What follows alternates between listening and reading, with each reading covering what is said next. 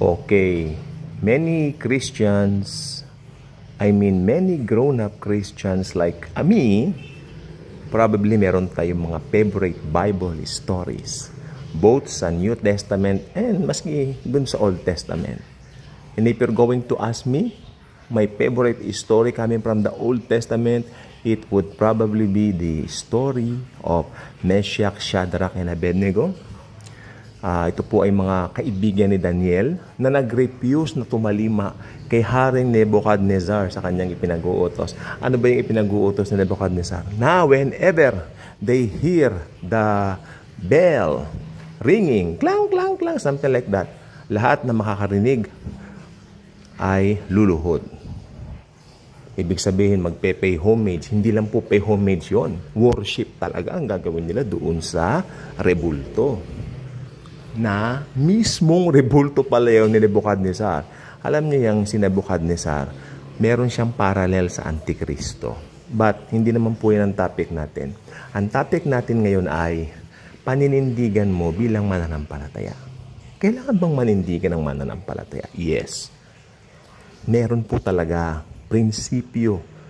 Napanood ko po yung John and Marcia. May eksena roon na may sinabi si Dolphy na kumakatawan dun sa papel ni John, no? At sabi niya, kailangan meron kang prinsipyo. Tama po yun. At lalo na kung ikaw ay Kristiyano, tayo pong mga mananampalataya sa atin, lagi talagang meron tayo dapat na prinsipyo at ito ay tinitindigan natin at pinangangatawanan. Okay, so ano po ba ang mga makikita natin dito? Unahin natin muna yung tinatawag na paninindigan ng tatlo. Sino ba si Shadrach, Meshach, Abednego? Nung si Daniel po ay na-promote si Daniel dun po sa kanyang katungkulan sa Babylonia, kung saan sila binihag, no? Di ba? Ni Nebuchadnezzar. Siya po ay merong mga kaibigan na tatlong natira doon, Shadrach, Meshach, Abednego. Ang tatlong ito po ay merong malakas na pananampalataya sa Panginoon at sila po ay merong pag-ibig, no? Doon sa mga bagay na alam nilang tama, na makapagpapalakas ng kanilang katawan. Tulad nun, hindi sila kumakain ng masyadong maraming karne. Maganda rin po yung story nun na hindi sila kumain ng maraming karne at sila po ay kumakain lang ng, di ba? Makikita nyo later on sa story, gulay lang ang kinakain nila. Ayun. So, makikita po ninyo rito na marami po tayong matututunan dito sa mga kwento ng Old Testament. Yes, nasa New Testament tayo, pero ang dami mong pwedeng i-adapt ng mga system na nandito pa rin sa Old Testament. I'm not saying i-adapt mo yung law, but at least we can learn a lot from their lives. Those Old Testament people. Ito nga po, nakapokus tayo kay Meshach, Shadrach, Abednego. But what is the heart of the matter of this video, of this vlog? Simple lang po yun. Shadrach, Meshach, Abednego, alam nila kung sino ang Diyos nila. They know their God and they know who they really are sa kanilang Panginoon. Tingnan ninyo, ha? Nung tumugtog na yung bell, clang, clang, clang, lahat nagsipagluhuran eh. Natanaw sila ngayon ng mga sip-sip na mga galamay ni Nebuchadnezzar. Then, immediately, they reported them to King Nebuchadnezzar. And, sabi ng Biblia, siya ay nag-apoy sa galit. Naggalit siya, pinatawag yung tatlo, and asked them, why are you not bowing down doon sa aking ipinagawang rebulto ko pa naman? Sabi niya, King Nebuchadnezzar, kahit na ipapatay nyo kamay, hindi namin sasambahin yan. O maski hindi nyo kami papatay, hindi pa rin namin sasambahin yan. Both a win-win solution, both eh. Hindi kami sasamba sa pinapagawa mo. Kaya patayin mo kami, kabuhayin mo kami. Kahit anong gawin mo sa amin. So, napakaganda nito. Itong unang i-strike sa'yo when, naging believer ka, tapos nagbabasa ka na ng Bible, ano? At sa pagbabasa mo, madali mong makikita at mauunawa ngayon yung mga gustong sabihin sa mga stories ng Bible, no? At ito po, nag-strike po sa akin. Maski nung ako ay bata pang mananampalataya, yes, nakita ko ito, matapang yung tatlo, may paninindigan yung tatlo. At sa kanilang pagtutol, nagkaroon ng consequence. Pero isang consequence na kailanman hindi sila nagalaw. Tandaan ninyo, If you belong to Jesus, makinig mabuti, if you belong to Jesus, walang makakagalaw sa'yo o makakapanaig sa'yo na palaso ng mga unbeliever o mga demonyo. Believe me. Do you believe that? Diba? So, painitin ng 7 ulit ang pugon. Pinainit ng 7 times ang hurno o yung pugon. Itinapon sila doon. Pero nakapagtataka po, ang nasunog yung mga magtatapon ng mga sundalo. Basahin niyo po mga Bibles po ninyo. I cannot go whole regarding this of reading the Holy Scripture sa inyo o reading the whole chapter. Dahil alam naman na po ninyo ang binabanggit ko.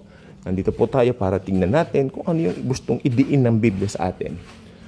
Diba? At nung sila po ay nandun na po sa hurno, eksakto na itapon na po sila doon, may natanaw si Nebuchadnezzar. Then, he asked yung mga taong mga alipin niya, teka, hindi ba ang ating itinapon sa hurno 3 tao lang? Opo, mahal na hari. Ano ito nakikita ko? Bakit merong 4 na tao? At yung 4 na taong yun ay Diyos. Yung nakikita ko ay hindi tao, yun ay Diyos na makapangyarihan sa lahat, sabi niya. Alam niyo po kung sino yun? Si Jesus. Binantayan ni Jesus ang mga anak niya. Okay? So, tingnan niyo, Old Testament pa yan. Hindi pa namamatay sa cross si Jesus, pero may pagmamahal na siya to.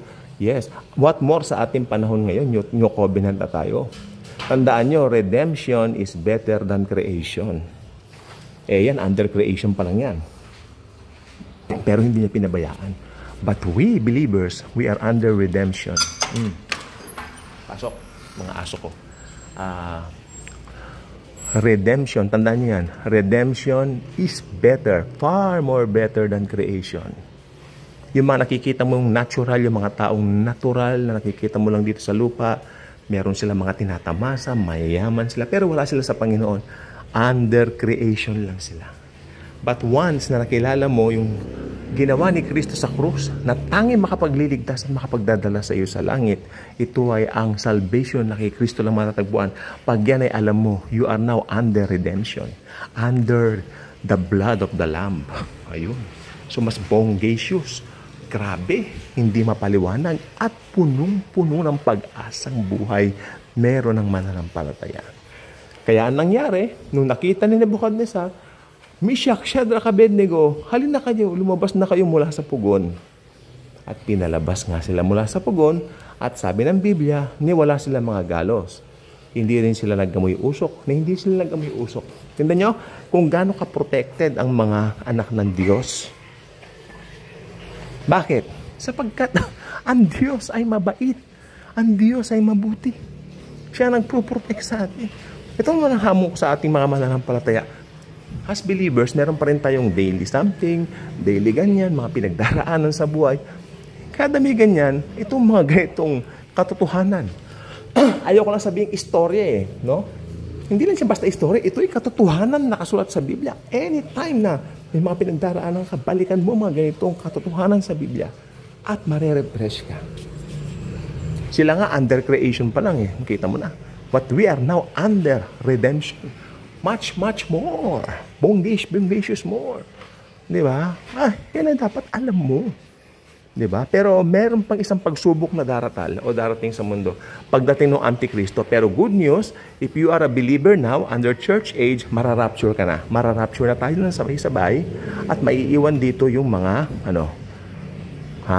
yung mga nag-refuse ng gospel of grace ngayong church age. At sabi ng Biblia, marami makakakilala kay Lord doon, although kailangan nila magpapugot ng ulo para maparangalan siya. Okay, yan lang po ang ating So, talagang darating pa rin po yung mas mabigat na Nebuchadnezzar pagdating po ng panahon ng tribulation at great tribulation sa pamamagitan ng Antichrist. Darating yan sa ayaw at sa gusto nyo. Kaya, habang may panahon pa, receive Jesus now. Tanggapin nyo na si Jesus ngayon sapagkat pag nahuli, maaring huli ng lahat. Maniwala kayo sa finish work niya, namatay siya sa cross para sa inyo, para sa ating lahat, para bayaran ang kasalanan natin past, present, future. At pag naniwala kayo sa Kanya, automatic, meron kayong Zoe life, buhay na walang hanggan, tulad na ipinangako niya sa Kanyang mga salita. Thank you po, and Jesus truly loves us all. God bless.